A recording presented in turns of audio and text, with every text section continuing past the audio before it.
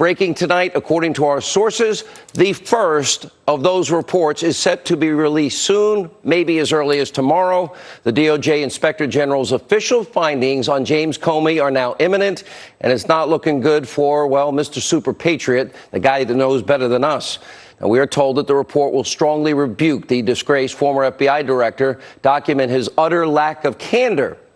That means lying.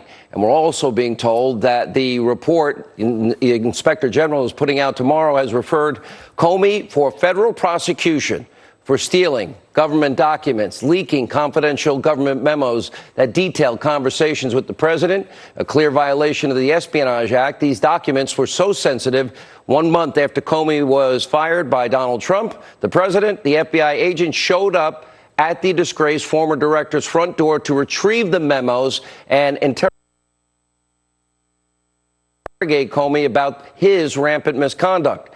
And as of now, the Attorney General, well, he has reportedly decided not to, at this moment, charge Comey over this criminal referral. However, this is what is a tiny piece of what the bigger report will be and the three major reports that are coming. And without a doubt, Comey should be sweating a lot tonight about what might be in those reports. This report is expected to be the tip of the iceberg when it comes to Jim Comey.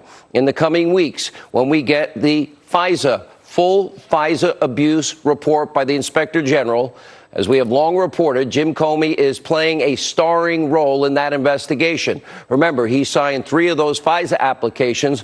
All of them he had been warned about on multiple occasions. All of them, the bulk of information, Hillary Clinton's bought and paid for Russian dossier, or what the New York Times now refers to as, likely Russian disinformation from the get-go.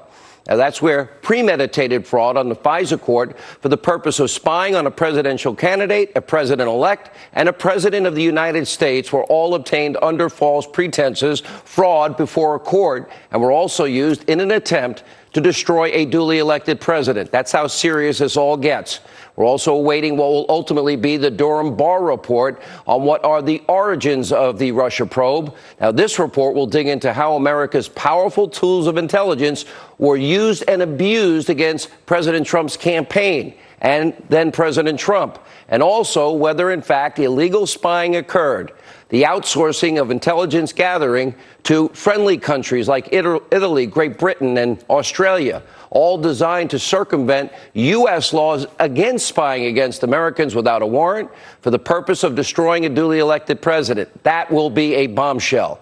James Comey is also implicated in that particular case.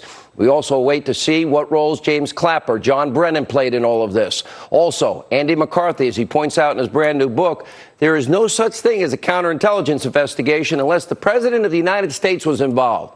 That would mean at some point, as these reports now come out one after another, former President Obama must be asked under oath, what did you know about your counterintelligence investigation, and when did you know it? Because at some point, we will also get another report on deep state leaking, which is also a criminal offense.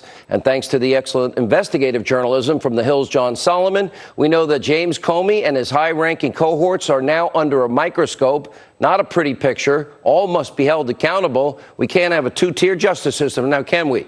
Sunlight's the best disinfectant. Can't have one justice system for the Clintons and people that work at the DOJ and the upper echelons of the DOJ, the FBI, and one for the rest of us.